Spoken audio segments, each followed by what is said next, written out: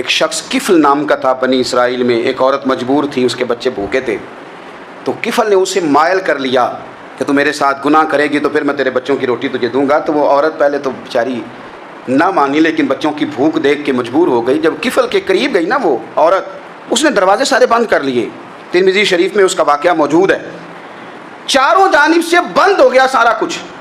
لیکن جب وہ کفل کہتا ہے میں اس بی بی کے پاس جانے لگا تو عورت کا وجود کانپتا تھا۔ جس بندے کو گناہ کی طرف جاتے اس کی طبیعت میں ہیجان پیدا ہو، تو مانا یہ ہے کہ ابھی ذہن پورا غلیظ نہیں ہوا، ابھی طبیعت پوری گندی نہیں ہوئی، ابھی ایمان کی بہت ساری قسمیں موجود ہیں، عورت کا وجود کانپتا ہے۔ تو کفل کہتے ہیں کہ میں نے اسے کہا کہ سارے دروازے بند ہیں، اب ڈرتی کیوں ہے؟ تو کہنے لگی ڈرتی اس لیے ہوں کہ سارے دروازے بند نہیں ہوتے، ایک دروازہ کھلا ہے اور وہ دروازہ رب قدیر کا دروازہ ہے، اسے کیسے بند کیا جا سکتا ہے؟ تو کہتے ہیں جب اس نے یہ لفظ کہے تو مجھ پر بھی بات کا اثر ہوا، مجھ پر بھی۔ تو میں نے کہا کہ اگر تو عورت ہو کے رب سے اتنا ڈرتی ہے تو مجھے تو اس نے مرد بنایا ہے، تو مرد تو ہوتا ہی وہ ہے جو اپنے آپ پر کنٹرول کر سکے۔ تو اب نہ معاملہ آگے جائے گا، اب یہاں بات رکے گی نہیں، جا میں تجھے آزاد کرتا ہوں۔ عورت گئی، اس نے توبہ کی کفل نے، اور رات رو کے کہنے لگا مالک آج میں نے توبہ کی ہے تو میرے اوپر مہربانی کرنا، میری توبہ ٹوٹنے نہ پائے۔ رات اس نے توبہ کی، رات ہی انتقال ہو گیا۔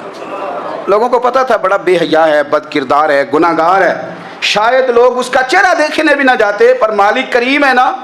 حضور فرماتے ہیں سویرے اس کے دروازے پہ لکھ دیا اللہ نے، لوگوں رب نے کفل کے سارے گناہ معاف کر دیے ہیں، اس کے دروازے پہ لکھ دیا گیا۔